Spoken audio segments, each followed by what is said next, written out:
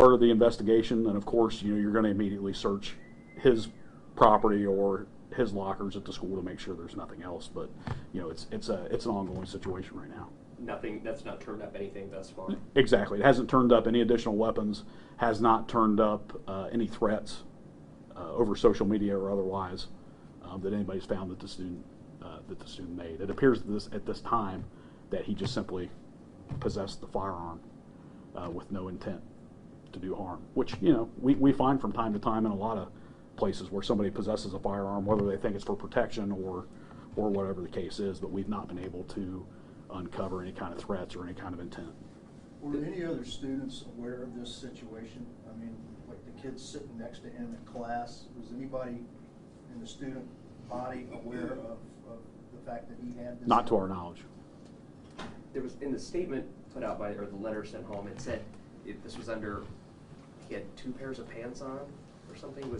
Were there efforts to conceal this, or why was he wearing 2 pairs of pants? I can't speak to the student's intent. All we know is that the weapon was located in the front pocket of a pair of pants that he was wearing underneath the blue jeans that were on the outside. Was the school ever placed on lockdown during any of this? No, the school was not placed on lockdown, and that sort of gets to the question asked earlier about other students being aware, and the fact that many times you're playing these situations out in a case-by-case basis. So at that point, it was determined that the school did not need to go into lockdown. School resource officer, principal went to the classroom, asked the student to come out of the classroom, and then removed the student from any populated area to conduct the search. Many times these searches turn up nothing. It's just a rumor, and we're going to investigate those just as thoroughly as we investigate if we truly believe there's some merit to what we're hearing. But in this case, it did turn up a weapon. It's unfortunate, but we're thankful that it played out the way it did. What was the age of the student? 14. So is he a first-year student? Freshman, yeah, ninth grade. Had the school day begun? Was class in session? Yes, they were actually in class. Chief, was the weapon removed immediately after he got out of the classroom, or did they, make sure that he couldn't grab that weapon before they got into the area where the weapon was removed? Well, I wasn't out there. Okay.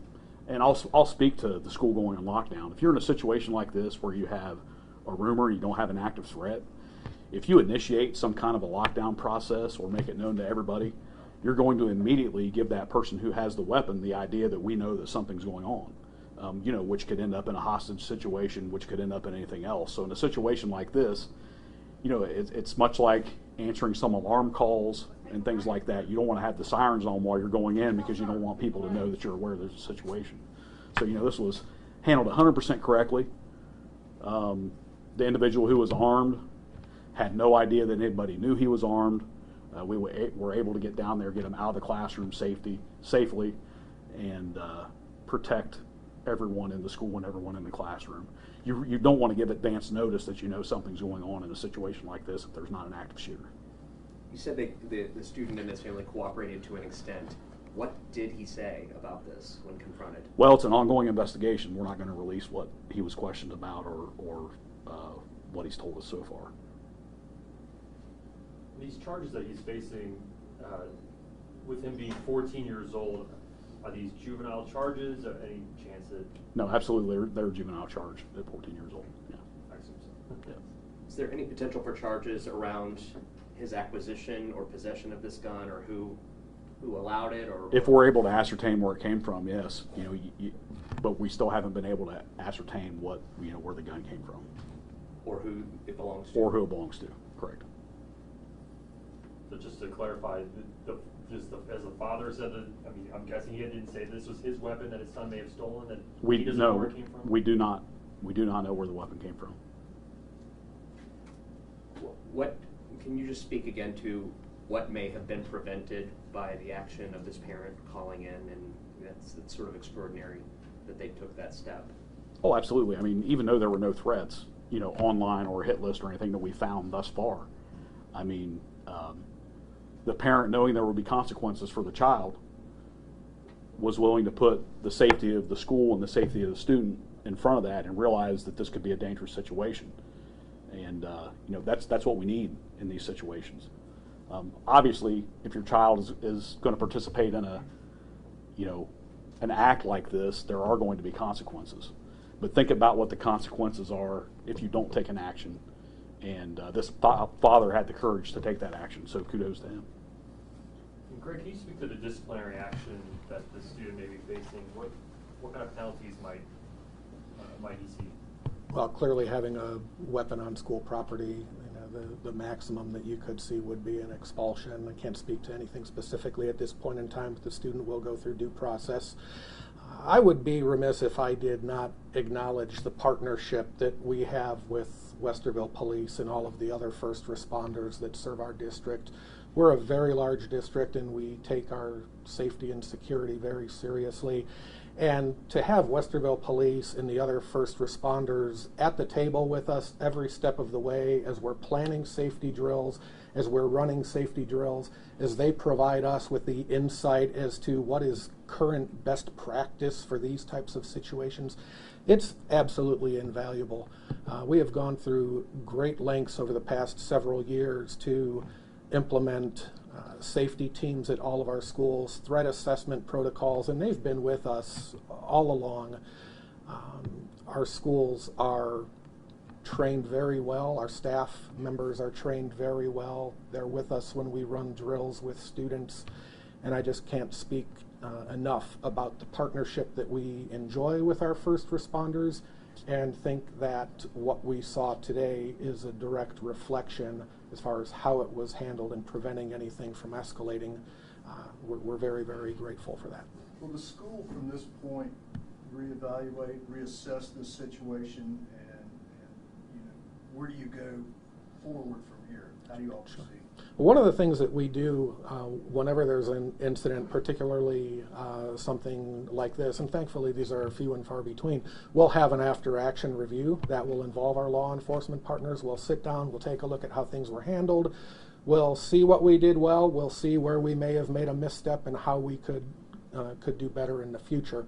But one of the things that I believe whenever you have a situation where a student has a weapon, whether it's real or a look-alike, there's some reason behind that. And I think one of the things we really want to do is also try to get to the root cause. Why does a student feel they have this need to carry something like that on them? And if we as a school district can find some way to help and address that issue, or if we need to bring in our other community partners, we have great relationships with our, not only the first responders, but our mental health agencies, those that are experts in social emotional learning. If there's anything that we can do as a school district to connect families with the resources that they need to make things right, we're going to do that. That's a top priority. Chief, where does your investigation go from here? What answers, what do you want to know? What answers are you seeking? Well, I think the first thing we want to try to find out is the origin of that firearm. So we'll be working on that. And, we want to make sure there were no threats. We haven't been able to locate any type of online threats, like I said previously. Those are really our two main focuses currently, is what's the origin of that firearm, and to confirm that there was no hit list or no threats made. We haven't been able to locate anything as far as either one of those go right now. If the gun was unsecured in the home and the child had access to it, is that anything criminal? Is that an offense? No, I don't believe so. Okay. Chief, can you give some context? The release said it was a small caliber weapon. Can you give us a sense for just how much damage someone might be able to do with a gun like that? Any firearm, large caliber or small caliber, is dangerous. A 22 caliber is, 22, a 25, a 32, any small caliber handgun or small caliber weapon, it's going to do some damage. I mean, I think more the fact of it being small caliber, it was easily concealed. That's the issue here. He was able to conceal it in his pants fairly easy. A few number of rounds, I'm guessing? And a fewer number, right? Yeah. Was this a revolver, or do you have any other description? description of the weapon? I don't have any other description besides a small caliber. All right. Thank you. Thank you. Yep, thanks, guys.